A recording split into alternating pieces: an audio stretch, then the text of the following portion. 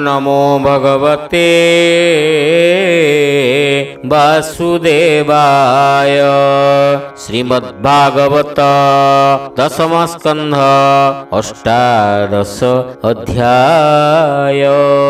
राजा उवाच बोलन्ति अभिमन्युसुत भूमुनिकः भागवत केवल हेतु काल सर्प छाड़िला रमणक द्वीप करुणे करी अपराध लुचि जे थिला काली ह्रद हरिचरण चिन्ह शिरे धरिण गला निज पुरे एकथा कह मुनि मोते संसारु तरी विजे मन्ते कहन्ति सुख मुनि तोषे श्रीकृष्ण चरण विश्वासे।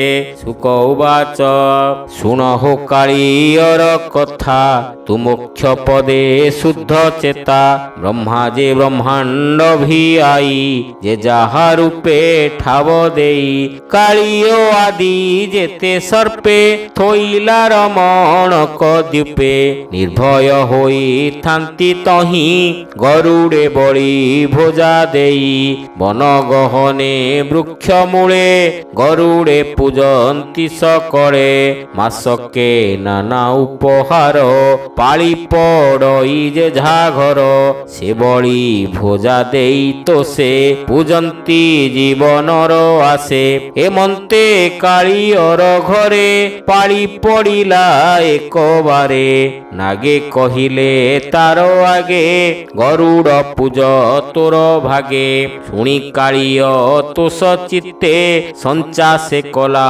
नाना मते दैवे नागंकर राजा अनेक कला बड़ी भोजा वृक्षर मूले नेई थोई अनेक वाद्य नाद बाई कालिय विचारई देखी गरुड़ बोली केड़े पक्षी एतेक भोजा तांकु देवी तेबे से निर्भय होइबी ए बड़ लज्जा मोते होई बासुकी मोर सानो भाई एक फणाके मही धरी मुकिंपा गरुड़ कुडरी सहस्र फणा अच्छी मोर गरुड़ केड़े बलियार एका पियर पुओ आंभे से किंपा एड़े बड़ दंभे आज गंजीबी तार बड़ निर्भय हेउ नागकुल केओबा न जानती मोते ब्रह्मांड मध्ये छंती जेते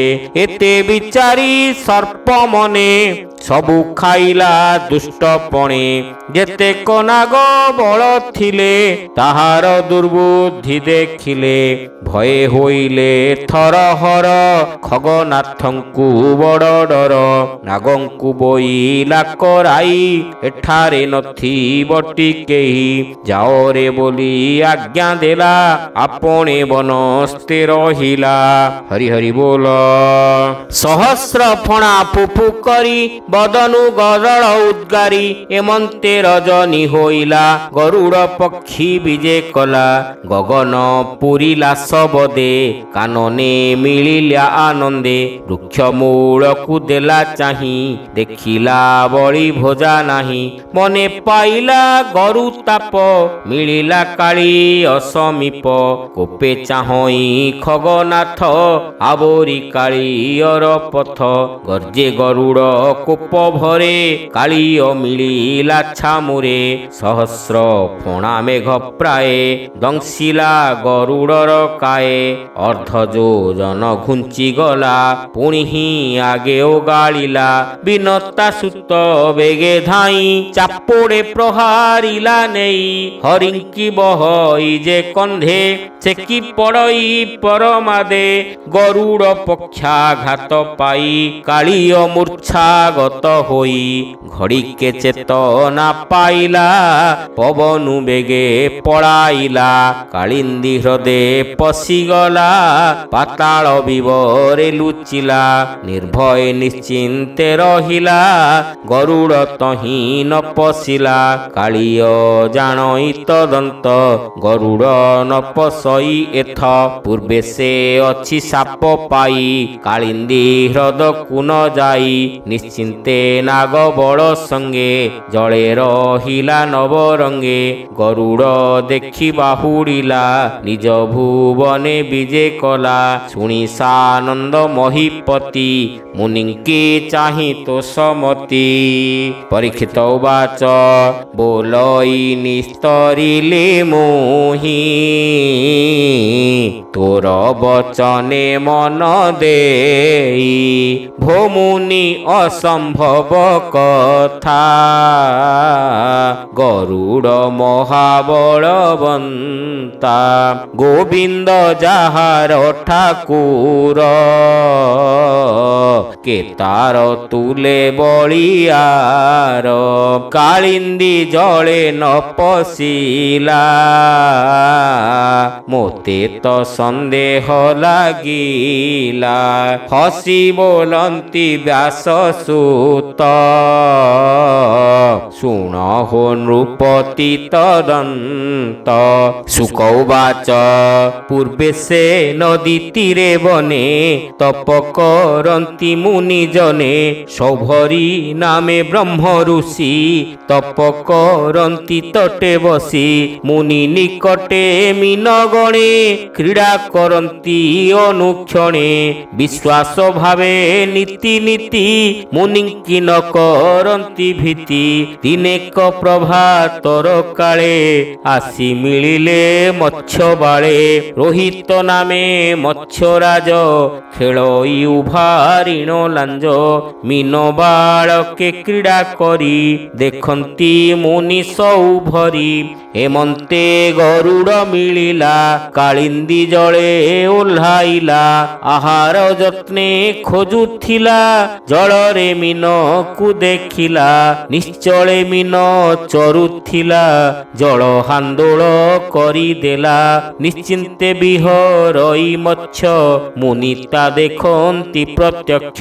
ମୁନି ବୋଲନ୍ତି ରହ ରହ ଏମାନେ ମୋର ନିଜ ଦେହ। ଏହାକୁ ନ କର ଆହାର ଏ ତୋର କେବଳ ବ୍ୟବହାର। ଗରୁଡ଼ ନ ଶୁଣିଲା କର୍ଣ୍ଣେ ରୋହିତେ ଗିଳିଲା ବହନେ। ଦେଖି ଚକିତ ମୁନିବର କୋପେ କମ୍ପିଲେ ଗୁରୁତର। ବୋଲନ୍ତି ହରିଙ୍କିଏ ବହି ଏହାକୁ କୋପ ନ ଯୋଗାଇ। ମୁହିଁ ଏହାକୁ କଲେ ନାଶ କୋପ କରିବେ ପିତବାସ। ଏମନ୍ତେ ଚିତ୍ତ ସ୍ଥିର କରି କୋପେ ବୋଲନ୍ତି ସୌଭରୀ। ରେ ଗରୁଡ଼ ଏଡ଼େ ଗର୍ବ ମୋତେ ଦେଖାଇଲୁ ସ୍ୱଭାବ। ମୋହର ମନେ ଦେଲୁ ତାପ ଉଚିତେ ଘେନ ମୋର ସାପ। କାଳିନ୍ଦୀ ହ୍ରଦେ ନ ପଶିବୁ ଜୀବନେ ଯେତେ କାଳ ଥିବୁ। ଯେବେ ପଶିବୁ ଦୁଷ୍ଟପଣେ ଭସ୍ମ ହୋଇବୁ ତତକ୍ଷଣେ। ଶୁଣି ଗରୁଡ଼ ପଳାଇଲା କାଳିନ୍ଦୀ ହ୍ରଦେ ନ ପଶିଲା। ତାହା କାଳିୟ ଜାଣିଥିଲା ପଳାଇ ତହିଁ ସେ ଲୁଚିଲା। ଲୁଚିଲା ଠାରୁ ନେଇ ପୁଣି ହେମନ୍ତ କଲେ ଚକ୍ରପାଣି। ଶୁଣ ପରୀକ୍ଷ ଦଣ୍ଡଧାରୀ କୂଳେ ବିଜୟ ନରହରି। କାଳିୟ ସକୁଟୁମ୍ବ ଘେନି ପୂଜି ଯେ ଗଲା ପାଦ ବେନି। କୃଷ୍ଣର ଦେଖିଣ ବଦନ ଆନନ୍ଦ ଯଶୋଦାର ମନ। ହରି ହରି ବୋଲ ଗୋପୀ ଗୋପାଳେ ବେଗେ ଧାଇ କୋଳ କରନ୍ତି ଚୁମ୍ବ ଦେଇ। କୃଷ୍ଣଙ୍କୁ ପାଇଣ ସମସ୍ତେ ଚିନ୍ତା ଛାଡ଼ିଲେ ହୃଦଗତେ। କୃଷ୍ଣଙ୍କୁ ଦେଖି ହଳଧର କୋଳ କରନ୍ତି ସ୍ନେହ ଭର। ଗାଈ ଗୋବତ୍ସା ଦେଖି ତ ସେ ରହିଲେ ମନର ହରସେ। ଆସି ମିଳିଲେ ବିପ୍ରଜନ ନନ୍ଦକୁ ବୋଲନ୍ତି ବଚନ। ବୋଲନ୍ତି ଭାଗ୍ୟବନ୍ତ ତୁହି ହେମନ୍ତ ଦେଖିଲା ତ ନାହିଁ। एते आपदु पुत्र तरी निश्चय रखिले मुरारी पूर्वे सुकृत जार थाई सकल दुस्तरु तरई कालिय विश्वज्वाला बाए पक्षीए नौड़ंती भये एड़े गरल कला नाश प्रत्यक्ष विष्णु तोर शीश कल्याण हेउ तो कुमरे बोली चलिले विप्रवरे हेमंत होइला रजनी गोपाळे रामकृष्ण घेनी गोपकु जाई न पारिले रजनी बंचिबा बोइले क्षुधा पिपासा दुख भरे सोइले कालिंदीर तीरे हेमंत सुण महीपति अग्नि बेढ़िला चौकती दईबे निदा घर काल पवन बहई प्रबल प्रलया नल प्राय होई बेढ़िला गोपालंकु जाई निद्रारे न जानती केही रजनी अर्ध अच्छी होई प्रत्यक्षे गोपाळे देखिले बेगे शयन उपेक्षिले अग्नि जलई परखर पवन जोगे बलियार देखि गोपाळे खरतरे पशिले कालिंदी भितरे डाकंती रख नारायण गोकुळे तोहर शरण आंभंकु संकटु तारिलु तु नाथ परम दयालु एबे आपदु रख तुही अनाथ होइलु गोसाई गाई गोपाल गोप आदि अनल आनिला निरोधी हरि हरि बोल गोकुल कष्ट देखी हरि अनंत माया जोग करी दासव छल गोपीनाथ अनल कले गर्भगत माया रे मेघ माने आसी वृष्टि करंती बने पसी तक्षणे अनल लिभिला रवि किरण प्रकाशिला शुभे पाइला घोर निशी निर्मल दश दिग दिशी जे हरि महिमा अनंत अनंत शक्ति गुणे जुत गोपी गोपाळे रक्षा करी गोपे मिलिले नर हरि से हरि चरणार विंदे मो मन भ्रमर आनंदे निश्चिंते मकरंद रस सेवई जगन्नाथ दास भावे निश्चिंते मकरंद रस भावे सेवई जगन्नाथ दास हरि हरि बोल इति श्रीमद्भागवते महापुराणे पारमहंस्यां संहितायां दशमस्कन्धे पूर्वार्धे दावाग्निमोचनं नाम अष्टादश अध्याय।